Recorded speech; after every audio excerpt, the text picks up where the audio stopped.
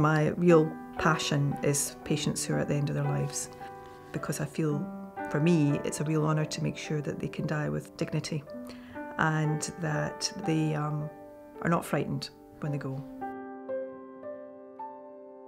My name's Jacquie Brodie and I'm a senior charge nurse in Hawthorne Ward in Ellen's-Glen House Hospital, which is in the south side of Edinburgh. I like making change, and I think a lot of people think, oh, you shouldn't do these kind of things, you're not allowed to, but I think you just go for it, because I mean, I think if it makes a positive change and everybody likes it, why not?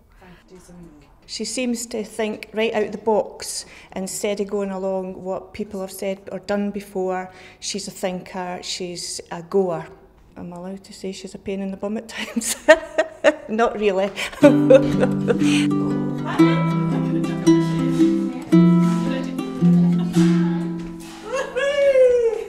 When communication's poor, for staff, there is a real feeling of stress. Nobody knows what's going on. It can cause real anxiety.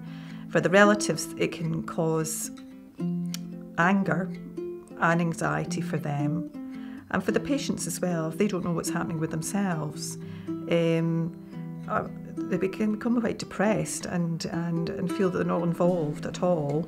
To be honest, I think as nurses we've realised that if you can get communication right, you've got it solved.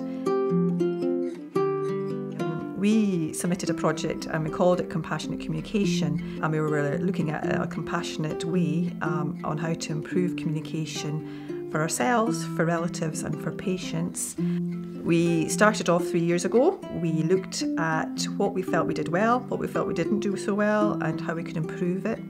All the staff had ideas, which we put into suggestions box. We asked relatives as well to give us ideas, and we thought about them and how we could make it better. On the back of all that, we then introduced a relative pack because the relatives felt there was no information.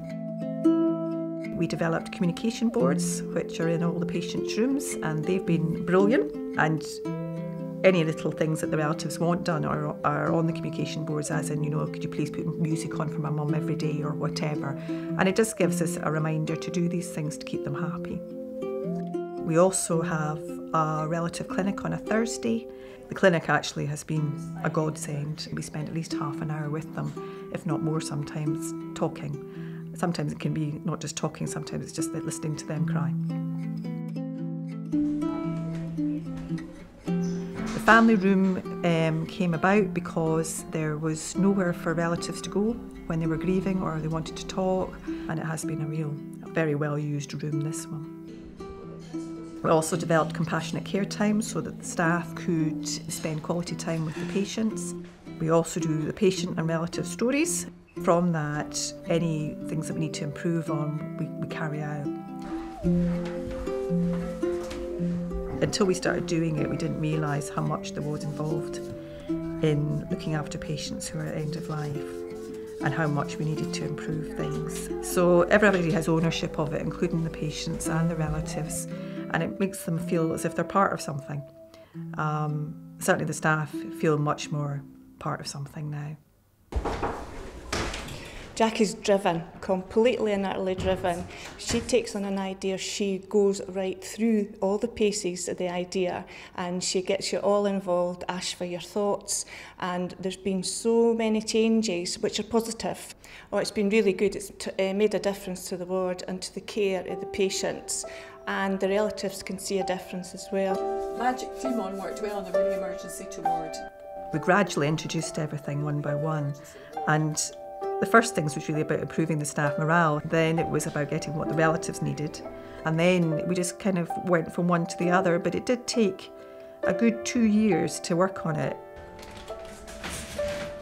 Personally, I would like to take what we've done here and have it in every hospital. And it's not difficult because it doesn't actually cost a lot of money. So that would be my big dream, was to send it all over the world and so that everybody could use it, because it has made such a difference. No, I couldn't imagine not doing this job. It's all I want to do. I love it, but I just want to tell everybody about what we do and make sure they do it too.